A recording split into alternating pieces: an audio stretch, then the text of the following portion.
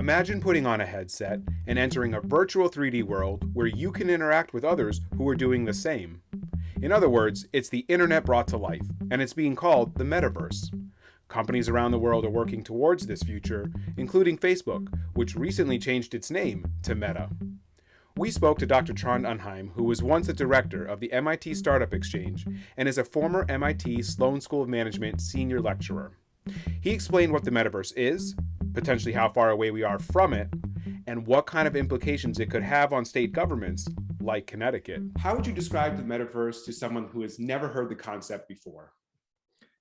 The metaverse is a conception of a future internet, which is a little bit more physical than what we think of internet today. It simply has a lot of elements that sci-fi has been talking about for a long time.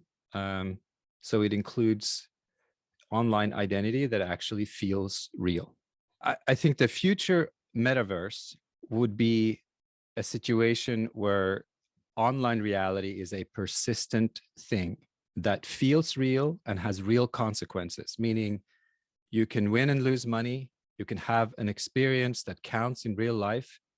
The community you build there matters to you and changes your identity.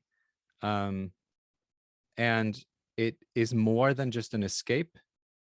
It actually is potentially equally real as the reality of you and I here and now. And how far are we away from that version? Like, where are we right now if you had to try to put it into words?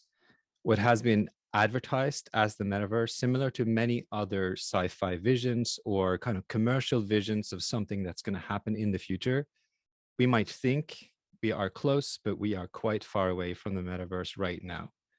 Having said that, in computer games right now, you are experiencing a certain sort of escapist reality that feels very real when you are playing a game. Certainly my kids are starting to engage in games in a very real way. I don't know if they know how different it is from the computer games when I grew up, but it is very different.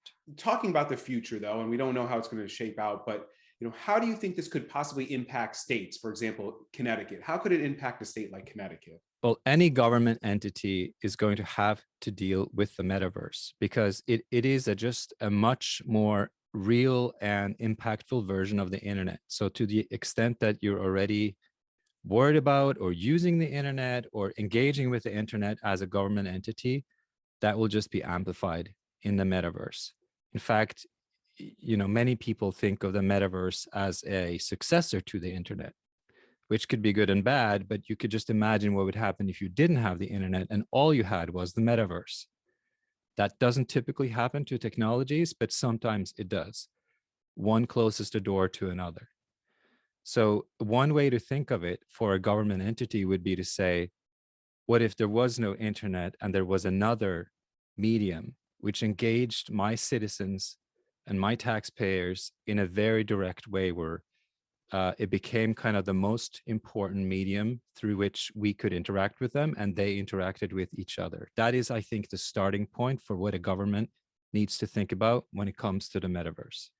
My recommendation for a state level government right now is to just start preparing for thinking about what it could be like, exploring it, talking to futurists, talking to tech developers, talking to the large companies that are operating in your state, and making sure that whatever is happening, you know as much about it as possible.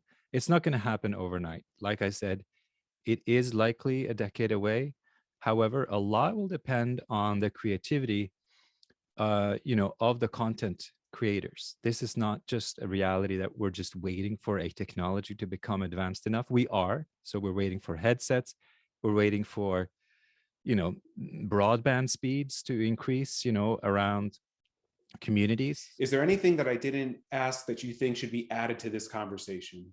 It's a challenge for regulators to stay up to date on technology. And we are actually moving into sort of a few decades now where things are accelerating and there are more things changing in the next couple of decades than have changed in the last couple of centuries. That is perhaps a bold statement, but I think what it means is we don't really know what's coming. No one knows. You can try to be a futurist about it, or you can try to be sort of level-headed and say nothing changes. So I think the best you can do is to realize that many things will change drastically, but most things won't.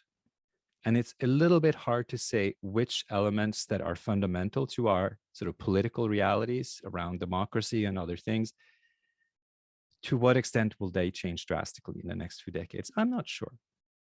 Reporting for CT News Junkie, I'm Adam Chiara.